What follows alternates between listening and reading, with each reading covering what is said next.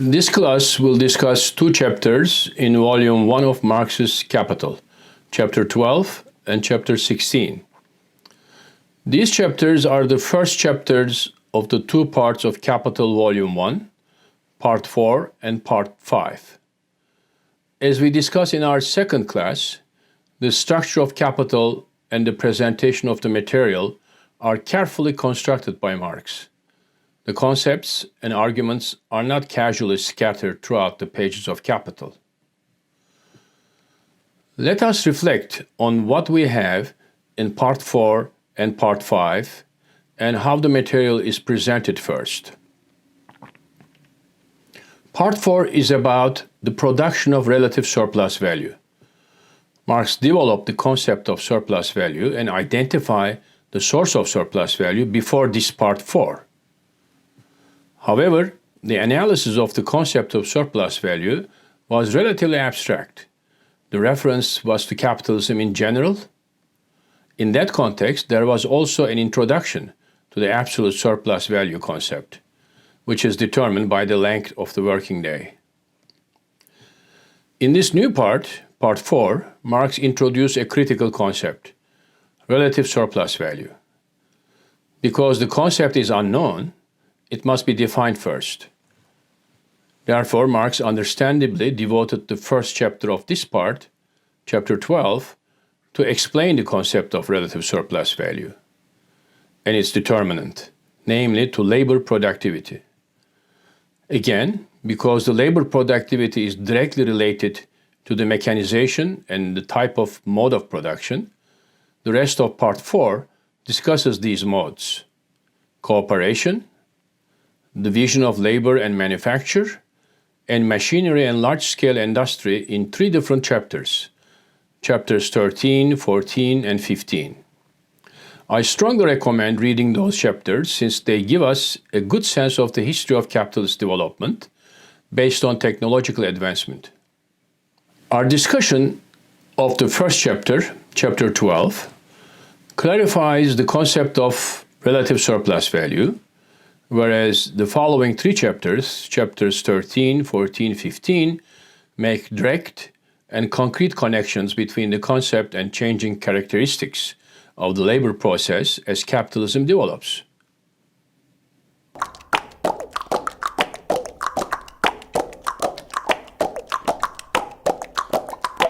We are now in the capitalist reality, moving from a relatively abstract discussion of the concepts, including variable capital, surplus value, and rate of surplus value in capitalism in general, and any given working day, say 10-hour working day, can be divided into two parts: the necessary labor time and surplus labor time.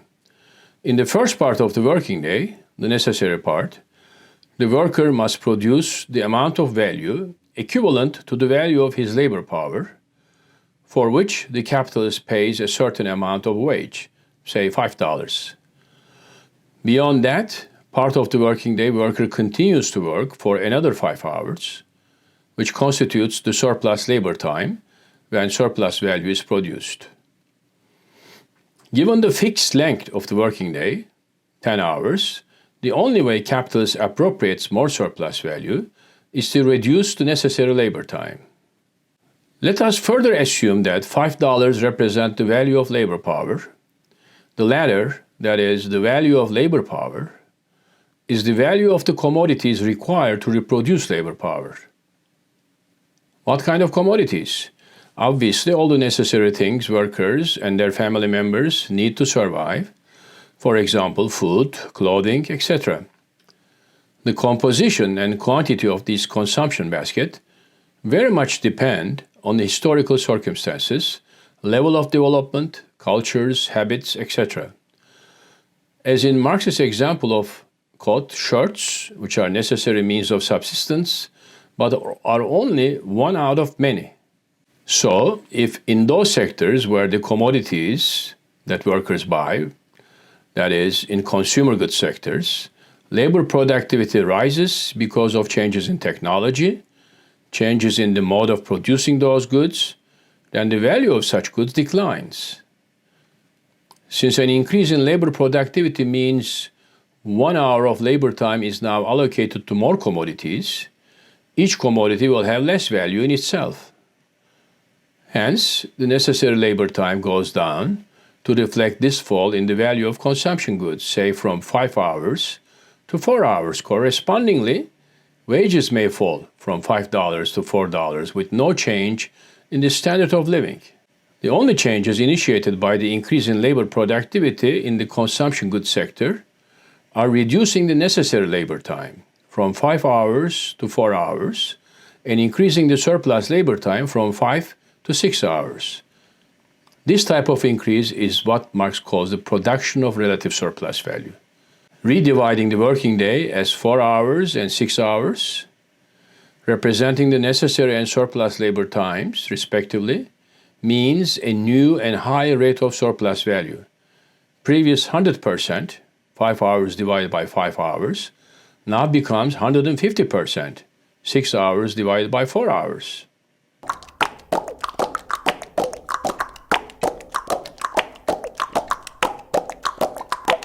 Marx defines this new concept of relative surplus value and compares it with the absolute surplus value in the following way. Let me directly quote from Marx. The surplus value produced by prolongation of the working day, I call absolute surplus value. On the other hand, the surplus value arising from the curtailment of the necessary labor time and from the corresponding alteration in the respective lengths of the two components of the working day, I call relative surplus value. End of the quote. The critical question we should ask this: why do those capitalists who function in those sectors producing means of subsistence for workers introduce new technologies which raise the productivity of labor? The one-word answer is competition. Let us see how Marx makes this point. Directly quoting from Marx again, he says, whenever an individual capitalist cheapens shirts by increasing the productiveness of labor, he by no means necessarily aims at reducing the value of labor power and shortening necessary labor time. But it is only insofar as he ultimately contributes to this result that he assists in raising the general rate of surplus value. The general and necessary tendencies of capital must be distinguished from their forms of manifestation. Pay attention to Marx's reference to the general and necessary tendencies of capital, which are, in this context, as he puts it, those, quote, coercive laws of competition as the directing motives of the capitalist's operations. And he continues, he says, the law of determination of value by labor time, a law which brings under its sway the individual capitalist who applies the new method of production by compelling him to sell his goods under their social value. The same law, acting as a coercive law of competition, forces his competitors to adopt the new method. The general rate of surplus value is, therefore, ultimately affected by the whole process. Only when the increase in productiveness of labor has seized upon those branches of production that are connected with and has cheapened those commodities that form part of the necessary means of subsistence and are therefore elements of the value of labor power. The result seems somewhat counterintuitive. More productive workers do not mean more value production. Instead, it simply means more use value, since an hour of labor always produces the same amount of value. According to Marx, this is one of the riddles that many economists couldn't answer correctly because they did not distinguish between use value and exchange value.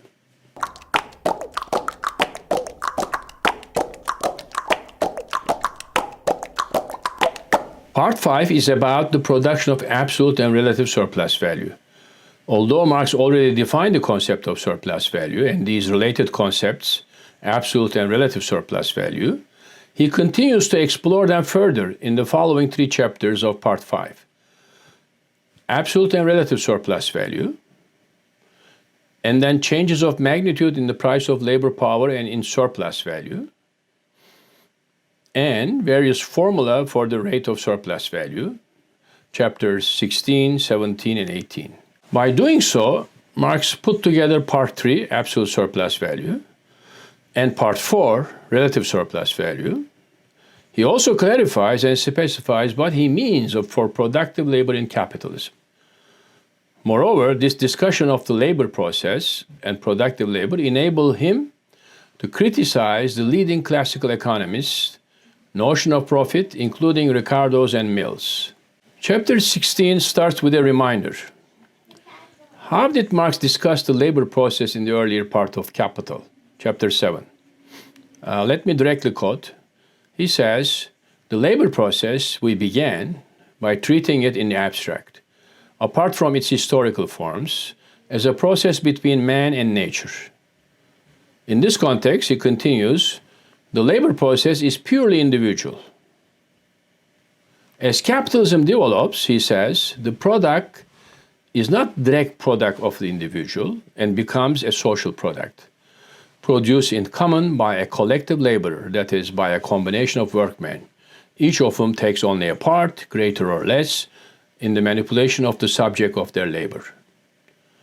This very process of moving from a general and abstract treatment of labor process to the analysis of the labor process in capitalism and historically specific enables Marx to define productive labor in capitalism as well. I'm directly quoting from Marx. He says that laborer alone is productive, who produces surplus value for the capitalist, and thus works for self-expansion of capital. The significance of the distinction between productive and unproductive labor and productive-unproductive activities cannot be overemphasized.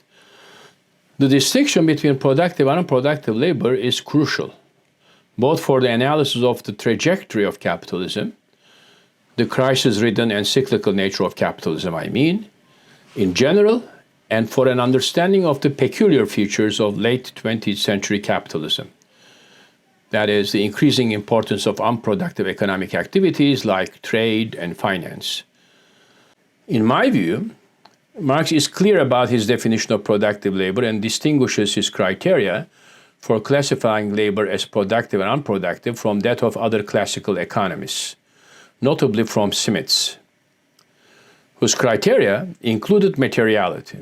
Smith considered only those laborers whose product is tangible, good rather than service in mainstream economic terminology.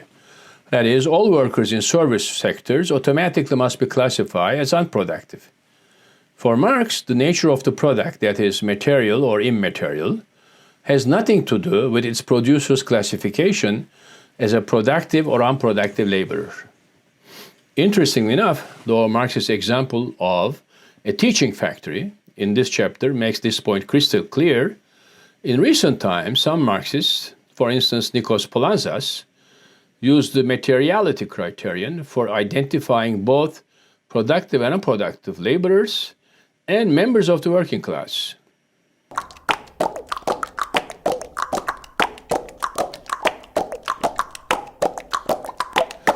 Considering the complexity and interconnectedness of economic activities in modern capitalism, the following diagram attempts to show the productive labor for capital based on Marx's criteria, which was, on the one hand, you have to be wage laborer, and on the other hand, you have to produce surplus value for capital. Let us also see how this distinction between productive and unproductive labor would help us to observe the structural changes and the ramifications in the leading capitalist country, that is the USA. In terms of employment and wages, the unproductive worker shares substantially increased to 65% in wage share and to almost 50% in employment in the United States since the early 1960s. With this kind of increase, those unproductive sectors, chiefly trade and finance, share in GDP also increased. This is a significant structural change, which in turn limits the surplus value production capacity of US capitalism. Since the increasing surplus value production is the basis of both economic growth and expanding unproductive sectors, by definition, they do not produce surplus value. This very phenomenon of proportionate decrease in productive laborers is alarming for US capitalism, for that matter, for other major capitalist countries as well, since the pattern is observed throughout the world in all other leading capitalist economies.